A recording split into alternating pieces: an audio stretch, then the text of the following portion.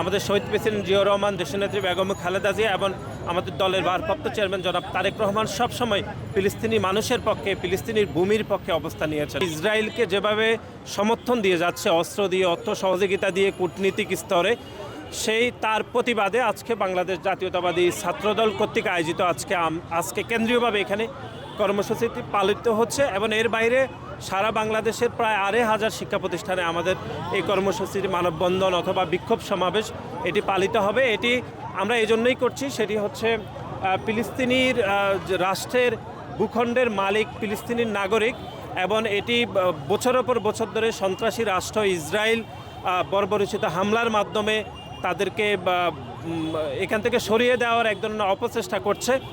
আর তার প্রতিবাদ এবং পশ্চিমা বিশ্বগুলো বছরের পর বছর ধরে ইসরায়েলকে যেরকম সমর্থন দিয়ে যাচ্ছে, সেখানে নারী, তারপরে হচ্ছে শিশুরা, প্রতিদিন হাজার হাজার নারী এবং শিশু তারা হত্যাকাণ্ডের শিকার হচ্ছে। কিন্তু আমরা পশ্চিমা বিশ্বসহ যে জাতিসংঘ বা বড় বড় রাষ্ট্রগুলো কোনো ধরনের কোনো কার্যকর পদক্ষেপ গ্রহণ করতে পারেনি। এর আগে আপনারা দেখেছেন যে শহীদ প্রেসিডেন্ট জিয়াউর রহমান 1980 সালে ফিলিস্তিনিদের প্রতি সমর্থন জানিয়ে ফিলিস্তিনির মুক্তিকামী জনতার ছবি, ডাক টিকিট প্রকাশ করেছিলেন এবং ফিলিস্তিনির স্বাধীন ফিলিস্তিনি রাষ্ট্র প্রতিষ্ঠার জন্য তিনি মুসলিম বিশ্বকে তিনি ঐক্যবদ্ধ করার চেষ্টা করেছিলেন, ওআইসি সহ সবাইকে। এবং আমাদের দেশনেত্রী বেগম খালেদা জিয়া যখন রাষ্ট্র ক্ষমতায় ছিলেন তখনও তিনি মুসলিম বিশ্ব সহ পশ্চিমা রাষ্ট্রগুলোকে তিনি একই উদাত্ত আহ্বান জানিয়েছেন।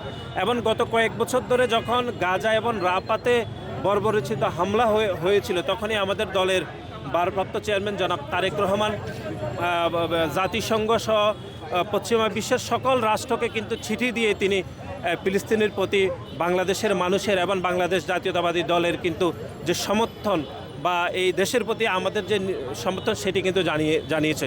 সুতরাং আজকের এই অবস্থান কর্মসূচি হচ্ছে ফিলিস্তিনি নাগরিকদের প্রতি আমাদের সমর্থন এবং একই সাথে গাজা এবং রাফাতে যে বর্বরোচিত হামলা হচ্ছে তারই প্রতিবাদে আজকে আমাদের এই অবস্থান কর্মসূচি। ফিলিস্তিনির পক্ষে বরাবরই বাংলাদেশ জাতীয়তাবাদী দলের অবস্থান, এটি একদম ঐতিহাসিকভাবে ফিলিস্তিনির পক্ষে বাংলাদেশ জাতীয়তাবাদী দলের অবস্থান।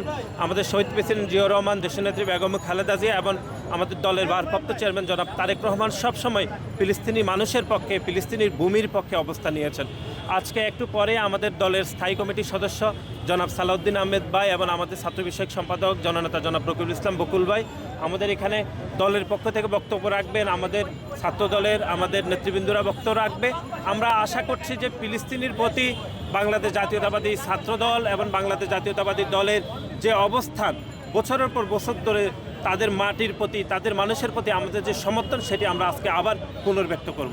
আপনারা জানেন যে এই লাস্ট যে একটি অবৈধ সরকার ছিল, তারা সেখানে আমাদের পাসপোর্টে কিন্তু ইসরায়েলকে এক্সপেক্টেড দেওয়া হয়নি কখনো। এখানে আমাদের পাসপোর্টে সবসময় ইসরায়েল ব্যতীত বাকি সব রাষ্ট্রে প্রবেশাধিকারের যে একটি সুরক্ষিত দ্বারা পাসপোর্টে সবসময় রাখা হয়েছিল, কিন্তু এটি অবৈধ সরকার সে দ্বারাটি তুলে দিয়েছিল।